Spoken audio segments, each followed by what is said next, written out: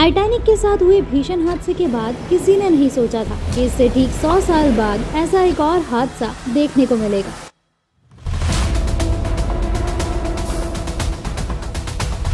बेशक इस हादसे में ज्यादा लोगों ने अपनी जान नहीं गंवाई, लेकिन इसके बाद भी इस हादसे ने लोगों के अंदर एक डर जरूर बैठा दिया। दोस्तों, हम बात कर रहे हैं मशहूर शिप कोस्टा कॉनकॉर्डिया की। इस हादसे को याद कर आज भी लोगों के दिल दहल जाते हैं। लेकिन आखिर ये हादसा हुआ कैसे, ये सवाल आज भी कई लोगों के मन में आता है। आखिर क्या हुआ था हादसे वाले दिन, आइए जानते हैं इसकी पूरी कहानी। दिन था 13 जनवरी साल 2012। समय शाम के लगभग 7:18 हुए थे। कोस्टा कॉनकॉर्डिया अपने सफर पर निकलने के लिए पूरी तरह से तैयार था। इस सफर के दौरान शिप में 1023 चालक दल के सदस्यों के साथ 3206 यात्री सवार थे। सफर शुरू हुआ। कुछ घंटों के सफर के बाद कॉनकॉर्डिया गिगलियो द्वीप के पास पहुंचा। यहां पहुंचकर शिप के कैप्टन को पता चला कि वे रास्ता भटक चुके हैं, जिसके बाद वे अपने सबसे करीबी द्वीप की तरफ जाने लगे। यह क्षेत्र चट्टानों के लिए जाना जाता था। इस वजह से जहाज को काफी सावधानी के साथ द्वीप तक ले जाना था। इसकी जिम्मेदारी 7 साल से अधिक समय तक कप्तान रहे स्कीटिनो पर थी। उन्होंने चालक दल को आदेश दिया, लेकिन शायद चालक दल उनकी बातों को सही से समझ नहीं पाया और उन्होंने जहाज को दूसरी दिशा में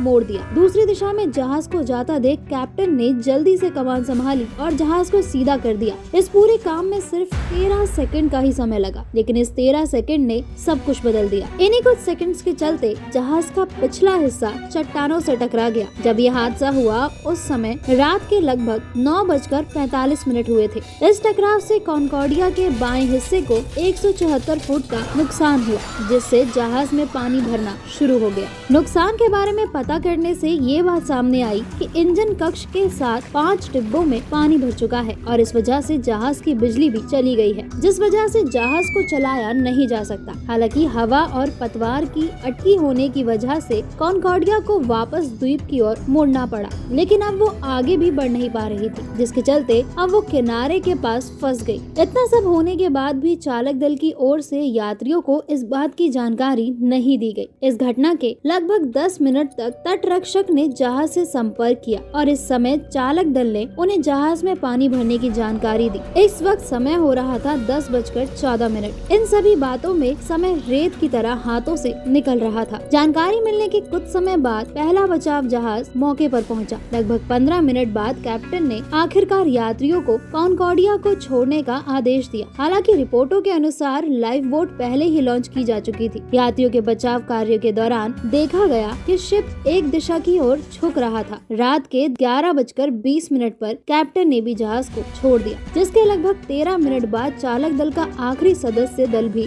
जहाज से बाहर आ गया। हालांकि अभी भी 300 लोग खराब जहाज पर थे। 14 जनवरी को सुबह 12 बजे तक कॉनकॉर्डिया में बुरी स्थिति थी। सुबह के 12:40 तक बचाव कार्यों में 25 गश्ती नौकाएं, 14 व्यापारी जहाज और कई हेलीकॉप्टर मिलकर जहाज से यात्रियों को निकालने में शामिल थे और सुबह होते होते 4194 लोगों को निकाला गया। इस समय तक शिप पूरी तरह से पलट चुका था। 14 जनवरी को सुबह 6:17 पर खोज प्रयासों को अस्थायी रूप से निलंबित कर दिया गया था, लेकिन अगले दिन गोताखोरों ने बाकी बचे हुए लोगों को ढूंढने की कोशिश की। इस घटना में 32 लोगों की मौत हो गई और आखिरी शव नवंबर 2014 तक बरामद किया गया। इस घटना के बाद ही शिप के कैप्टन और क्रू मेंबरों के खिलाफ केस दर्ज किया गया, जिसमें उनकी ओर से की गई लापरवाही पर कई सवाल उठे। जुलाई 2013 में चालक दल के 4 सदस्यों सहित विभिन्न आरोपों में दोषी ठहराया गया और उन्हें 3 साल से कम की सजा मिली।